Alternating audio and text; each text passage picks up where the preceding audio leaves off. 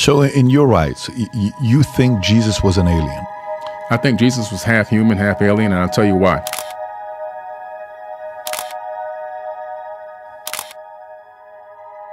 Billy Carson just dropped a major bombshell that's got everyone talking. He's claiming that Jesus was actually an alien, not a human. According to Billy, all those miracles we've heard about, walking on water, curing the sick, that whole 9 yards, were actually done with super advanced alien tech. And get this, he thinks Jesus' resurrection and disappearing into the sky weren't divine acts at all, but alien interventions. It's wild stuff. So what other crazy theories does Billy have up his sleeve about Jesus' true origins? And is there actually any truth to what he's saying? Let's dive into this and more. Who is Jesus really? According to Billy Carson takes a pretty wild ride through the history books when he talks about Jesus Christ. He completely shakes up the traditional story we've all grown up with. According to Carson, the Jesus we know and love might not be exactly who we think he is.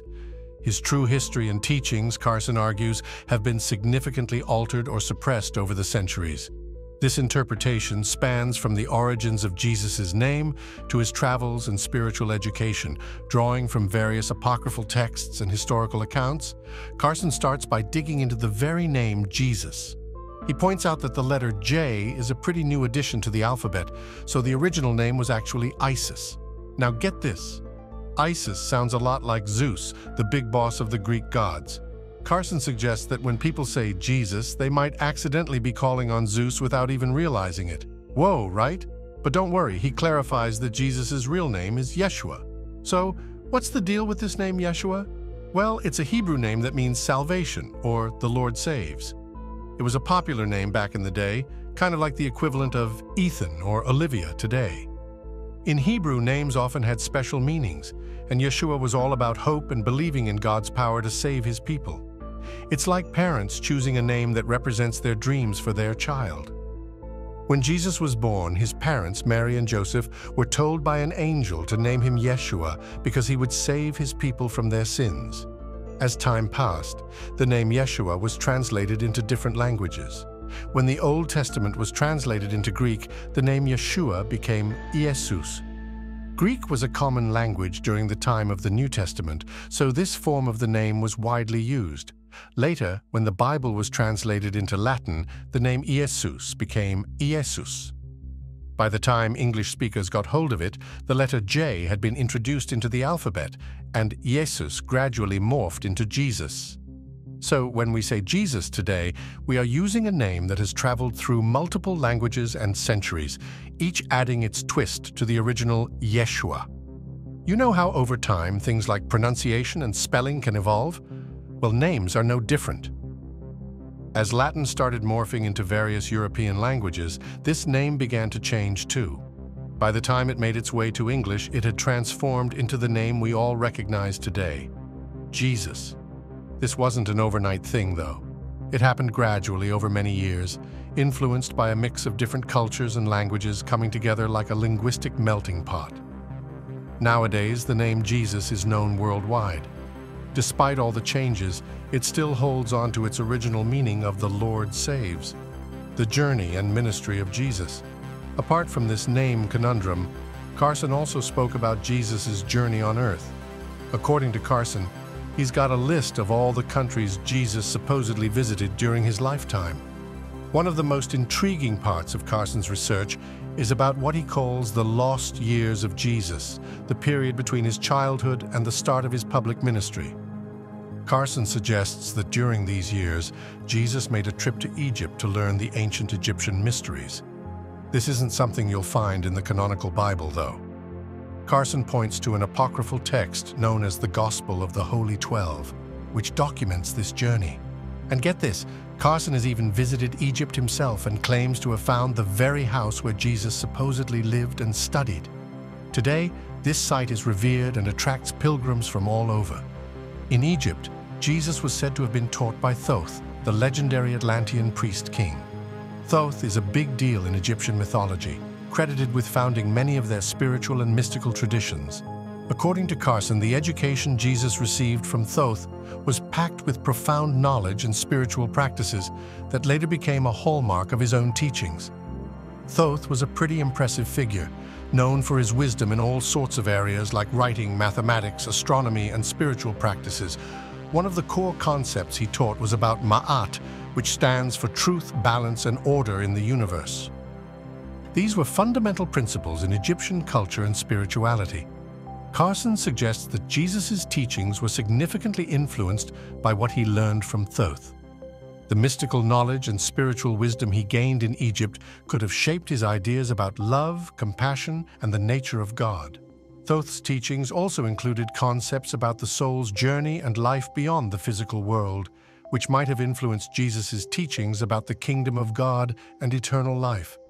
According to Carlson, Jesus' time hanging out with Thoth in ancient Egypt was all about a cultural and spiritual exchange. He thinks that Egyptian teachings, thanks to figures like Thoth, might have played a big role in laying the groundwork for Christianity. This is a pretty wild idea because it shakes up the traditional beliefs about Jesus' early life, suggesting that his teachings were influenced by his experiences in Egypt. But Carlson's story doesn't stop there. After Egypt, he claims Jesus took a trip to Tibet and India. In Tibet, Jesus supposedly learned about Qigong and Reiki, which are all about manipulating energy for healing and spiritual growth. Carlson even says these practices were confirmed by the Dalai Lama. It sounds a bit out there, right? Jesus learning Reiki. Reiki is a healing and relaxation practice that originated in Japan. It involves a practitioner using a gentle touch or hovering their hands just above the person to help them feel better. The word Reiki translates to universal life energy in Japanese. The idea is that this energy flows through all living things and can be channeled to promote healing and balance. During a Reiki session, the practitioner lightly places their hands on or just above the person receiving treatment. They believe this helps the energy flow into the body, promoting healing. The touch is usually gentle and can feel warm or soothing.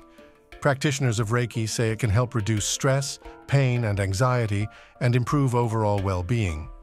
Reiki is based on the belief that everyone has energy fields around them, often called an aura or chi. When these energy fields are out of balance, it can affect a person's health and emotions.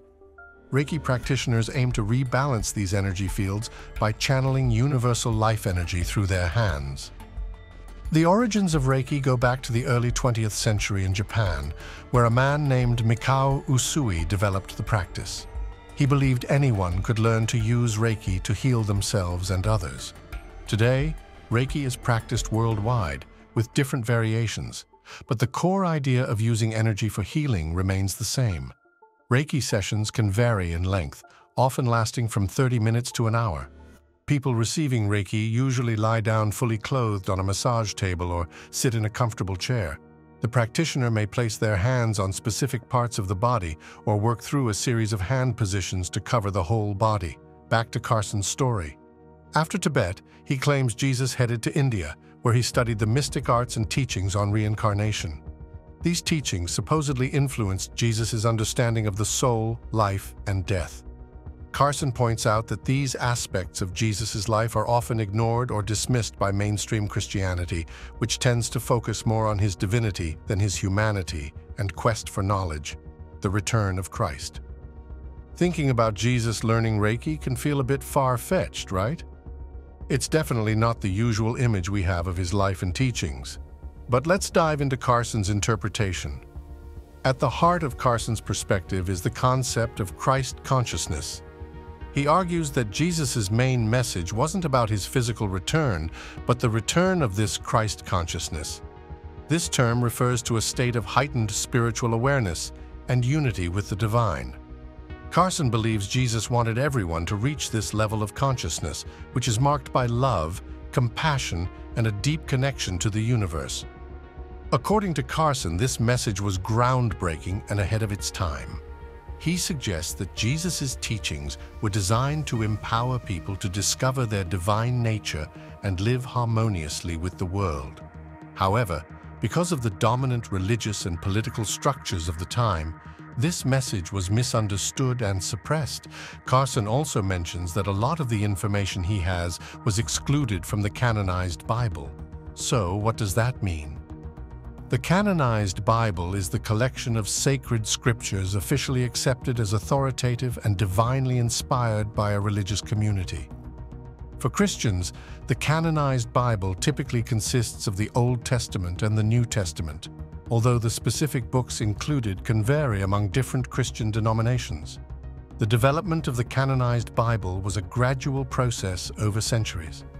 In ancient times, various texts and writings circulated among early Christian communities. These included letters from apostles, accounts of Jesus' life and teachings, historical narratives, and prophetic writings. As Christianity spread, different regions and communities had their own collections of scriptures they considered sacred and authoritative. In the first few centuries after Jesus' death, writings such as the letters of Paul, the Gospels, accounts of Jesus' life, and other texts were highly regarded and circulated among Christian communities. After a while, church leaders and theologians debated which writings should be considered authoritative and inspired by God. They considered factors like apostolic authorship, whether a text was written by an apostle or someone closely associated with an apostle, theological consistency with established Christian beliefs, and widespread acceptance among different Christian communities. This lengthy process led to the Bible we know today, but along the way, many texts were left out. Carson suggests that these excluded texts contain valuable insights into Jesus' life and teachings that mainstream Christianity has overlooked.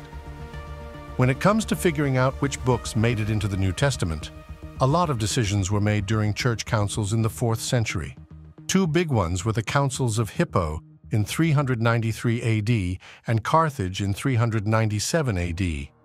These councils helped finalize the list of books for the New Testament. They decided which writings were considered canonical or official and authoritative, while excluding others that didn't meet their criteria. The process for the Old Testament canon started much earlier, before Christianity even began. Jewish authorities had already established their sacred texts by the time Jesus came along. Early Christians adopted these Jewish scriptures as their Old Testament, although they sometimes arranged the books differently. By the end of the 4th century, the canon of both the Old Testament and the New Testament was mostly settled in the Western Christian Church. The Eastern Christian Church had some slight variations, but over time, the canonized Bible became universally recognized among Christians as the authoritative collection of sacred scriptures. Carson then dives into why he thinks these lesser-known aspects of Jesus' life and teachings have been hidden. He argues that institutionalized religion has systematically suppressed knowledge that empowers individuals and challenges the established order. By controlling the narrative of Jesus' life and emphasizing doctrines that enforce obedience and conformity, religious authorities have maintained their power and influence. Carson bases his views on various apocryphal texts and historical interpretations that were excluded from the canonical Bible. He believes these texts contain essential truths about Jesus' life and teachings that have been deliberately omitted to maintain the status quo. Carson encourages people to explore these sources and question the traditional narratives handed down through generations. So while it might seem a bit out there to think of Jesus learning Reiki or traveling to distant lands for spiritual training, Carson's interpretation invites us to consider a broader and more inclusive understanding of his life and teachings. By looking at different sources and perspectives, we can get a fuller picture of the spiritual journey that Carson believes Jesus was on, a journey that emphasizes personal empowerment, love, and a deep connection to the divine. So why exactly is Carson interested in this particular field? Carson's interest in these alternative perspectives on Jesus comes from his own personal journey of spiritual awakening. Growing up in a quasi-Christian household, he was encouraged to read and analyze the Bible from a young age. This early exposure to religious texts led him to question inconsistencies and seek a deeper understanding. Over time, Carson's studies and experiences led him to explore a wide range of spiritual traditions and texts, ultimately shaping his current beliefs. Carson's journey is marked by a relentless pursuit of truth and a desire to break free from the constraints of traditional religious dogma. He believes that by seeking knowledge and understanding, individuals can reclaim their spiritual sovereignty and live in alignment with their true purpose. this journey isn't just about intellectual discovery, but also about personal transformation and empowerment. Now let's talk a bit about Billy Carson's life. Carson is a prominent figure in ancient history, archaeology, and space exploration. He's known for his work as an author, researcher, and expert speaker who explores profound questions about human origins, ancient civilizations, and the mysteries of the universe. His fascination with space and the cosmos eventually led him to delve into ancient texts and artifacts that hold clues to humanity's past. Carson is the founder of Forbidden Knowledge, Inc., an organization dedicated to exploring and sharing knowledge on a wide range of topics, including ancient civilizations, extraterrestrial life, and advanced technologies from ancient times. Through his platform, Carson engages with a global audience eager to uncover hidden truths and alternative perspectives on history and science. One of Carson's notable contributions is his exploration of ancient civilizations and their advanced technologies. He posits that many ancient cultures possessed knowledge and capabilities far beyond what mainstream history acknowledges. Carson delves into texts such as the Sumerian clay tablets, Egyptian hieroglyphs, and ancient Indian scriptures, interpreting them through the lens of advanced science and technology that may have existed in antiquity. Carson's interest in these areas is more than just academic. It's driven by a deep curiosity and a desire to connect the dots between our ancient past and the future of humanity, space exploration. Carson's research doesn't just stop at ancient civilizations. He's also a passionate advocate for space exploration and the search for extraterrestrial life. Carson discusses how ancient texts and archaeological findings hint at possible interactions between ancient humans and beings from other worlds. This perspective challenges conventional views of human history and our place in the universe, prompting deeper questions about our origins and potential future encounters with extraterrestrial intelligence. As an author, Billy Carson has penned several books that delve deep into these themes. One of his notable works is Compendium of the Emerald Tablets, where he explores the teachings of Thoth, an ancient Egyptian figure associated with wisdom and esoteric knowledge. Carson interprets these teachings through a modern scientific and spiritual lens, offering insights into universal truths and the interconnectedness of all life. Carson's influence extends beyond his written works. He is a sought-after speaker at conferences and events worldwide. His lectures blend scientific research with spiritual wisdom, aiming to inspire audiences to reconsider their understanding of history and the universe. Through his engaging speaking style, Carson invites listeners to explore alternative perspectives and think critically about the narratives that shape our understanding of reality. In his podcast, Carson contextualizes his views within the broader historical and religious landscape. He explains that throughout history, religious institutions have often distorted or suppressed teachings that threaten their authority. This includes the teachings of Jesus, which Carson believes were intended to awaken humanity to its divine potential and interconnectedness.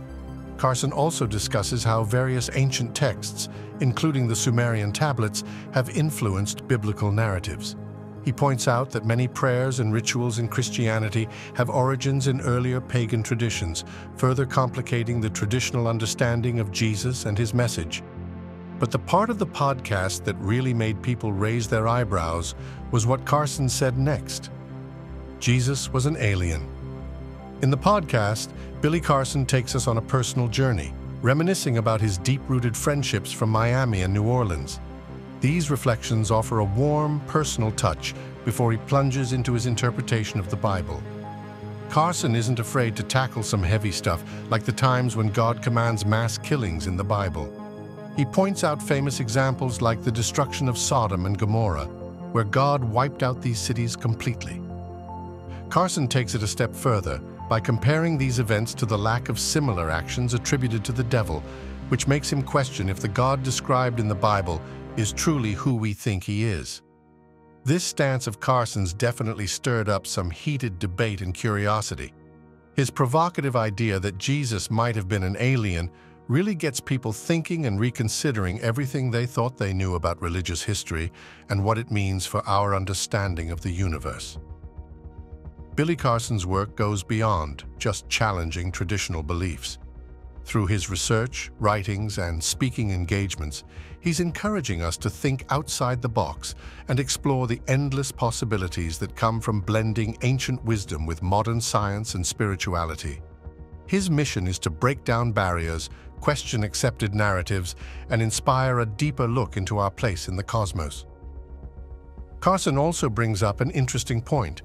He suggests that the violent orders in the Bible, like the complete destruction of entire cities, are often ascribed to God. But what if this entity wasn't the actual creator of the universe? Carson proposes that these actions might have been carried out by advanced beings mistaken for gods. This interpretation really shakes up traditional views of divinity and encourages a fresh look at ancient texts. The Bible does indeed include several accounts where God annihilates cities as a form of divine judgment. One of the most famous stories is the destruction of Sodom and Gomorrah, found in Genesis chapters 18 and 19. These cities were notorious for their wickedness, and God decided they had to go. He even gave Abraham a heads up before taking action. Abraham pleaded for the cities, hoping that a few righteous people might be found to save them. Unfortunately, there weren't enough righteous folks around, and so God rained down fire and brimstone, completely obliterating the cities. Another significant example from the Bible is the fall of Jericho, which we find in the book of Joshua, chapter 6. As the Israelites, led by Joshua, were making their way into the Promised Land, God gave them some pretty unusual instructions for taking down the city of Jericho. They were told to march around the city walls for 7 days, and then, on the 7th day, to shout loudly. Following these divine orders, the walls of Jericho miraculously crumbled, showcasing God's power and judgment against the city's inhabitants. The Bible doesn't just stop with ancient cities. In the book of Revelation, there's a prophecy about future destruction. Revelation chapter 18 paints a dramatic picture of the fall of Babylon, which symbolizes immense evil and corruption. An angel announces Babylon's doom, proclaiming that it will be utterly destroyed because of its sins and the suffering it inflicted. This vivid passage underscores the theme of divine judgment against corruption and wickedness. So, where does Carson's theory fit into all this? Is it too far-fetched, or does it offer a fresh perspective? Carson dives into ancient texts like the Book of Enoch to back up his ideas. He recounts the tale of the angel Azazel, who supposedly came down from the heavens and taught humans how to make weapons and armor. According to Carson, this act of sharing advanced knowledge suggests that these beings weren't just angels, but possibly advanced aliens with superior technology. Carson explains that these advanced beings often appeared quite human, but had extraordinary abilities. He points to various ancient texts that describe these beings under different names. In the Bible, they're referred to as the Anakim, giants who were seen as gods by ancient peoples. Carson also mentions the Anunnaki, from ancient Mesopotamian legends, who were thought to be powerful deities from the heavens. To broaden the scope, Carson links these ideas to legends from various cultures. He discusses how Aboriginal elders in Australia believe that their ancestors were seeded on Earth by the Pleiadians, a group of extraterrestrial beings. Similar stories are found among other indigenous tribes who talk about their star brothers. Carson is critical of modern interpretations that dismiss these ancient legends, arguing that our ancestors left behind clear evidence of their encounters with advanced beings depicted in their drawings and writings. Carson even connects these ideas to Jesus, suggesting that Jesus might have been a hybrid of human and alien. He points to the virgin birth of Jesus and other details mentioned in apocryphal texts about his family as evidence of a carefully crafted bloodline set up by these advanced beings. Carson believes that Jesus' remarkable abilities can be traced back to this unique heritage. Billy Carson takes things up a notch by referring to the Emerald Tablets of Thoth, ancient texts that describe beings with the extraordinary ability to incarnate at will across different planes of existence. Carson suggests that Jesus might have shared this ability, meaning he could transcend dimensions and reincarnate, which offers a radically different take on his nature. Rather than seeing Jesus solely as a divine figure, Carson views him as a being with potential extraterrestrial origins. But Carson doesn't stop there. He dives into the technological aspects of these ancient beings, mentioning the so-called rejuvenation chambers.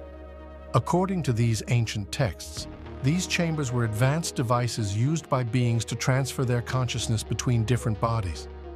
Carlson believes these chambers allowed these beings to extend their lifespans indefinitely by rejuvenating their bodies. It's like a high-tech way to hit the reset button on life.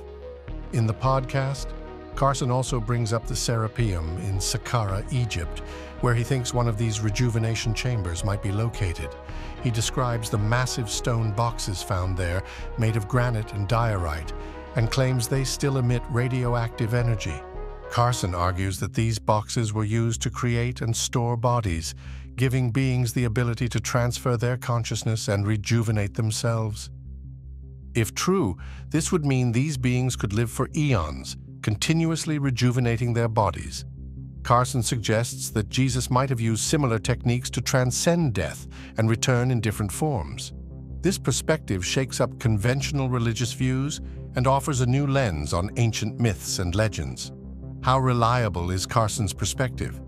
But how reliable is Carlson as a source on all this? He's certainly confident in his research, claiming that he's put in a lot of time and effort studying ancient texts and piecing together evidence. While his views might seem a bit out there to some, Carlson believes that mainstream education and traditional beliefs restrict our understanding of ancient history. He criticizes the education system for stifling creativity and critical thinking, describing it as turning people into NPCs who accept knowledge without question. Carlson argues that many traditional beliefs are based on outdated information that doesn't hold up under scientific scrutiny. In contrast, he believes his research is solidly grounded in a combination of ancient texts, archaeological discoveries, and scientific principles. Carlson likens his approach to building a case in a court of law, where even circumstantial evidence can be compelling.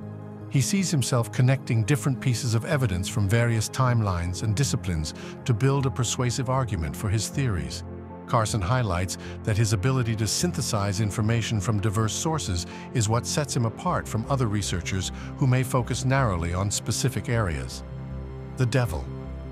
Billy Carlson also spoke about re-examining some familiar biblical figures, particularly Yahweh and Satan, through the lens of ancient Sumerian texts. In a surprising twist, he proposes that Yahweh, traditionally known as God, is actually Satan in these ancient writings. This bold reinterpretation sets the stage for a fresh look at biblical stories and their origins, challenging conventional religious narratives. Carlson also delves into the ancient land of Eden, which was situated between the Euphrates and Tigris rivers. He describes it as an experimental site where genetic diversity was being cultivated. According to Carlson, Yahweh, or Satan in this context, was involved in these genetic experiments. This reinterpretation suggests that rather than being a divine creator, Yahweh was more of a figure engaged in manipulating genetics to promote diversity. In this narrative, Carlson introduces Enki, who he identifies as Yahweh's brother and equates with Satan. He argues that Enki was the one who gave humans insight into their true potential and the secrets of the universe, which is symbolized by the biblical story of Adam and Eve. This newfound enlightenment led Adam and Eve to become aware of their nakedness, symbolizing their increased awareness and autonomy. When Yahweh discovered this, Carlson claims he cursed Enki and branded him as the devil, thereby creating the traditional concept of the devil as an evil force.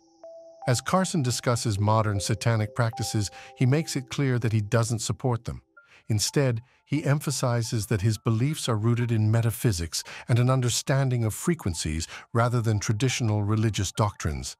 He clarifies that he's not an atheist but believes in a creator, though he views this creator more as a frequency or universal consciousness rather than a personified deity. This perspective fits into his broader views on universal consciousness and the interconnectedness of all things.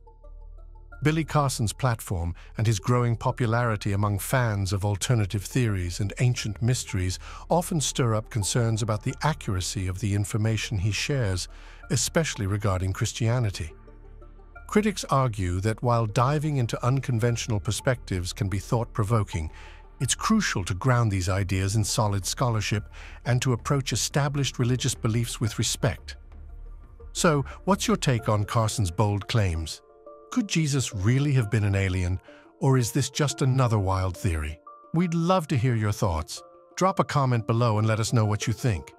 Don't forget to smash that like button and hit subscribe to support the channel. And keep your eyes peeled for our next video. More fascinating discussions are on the way.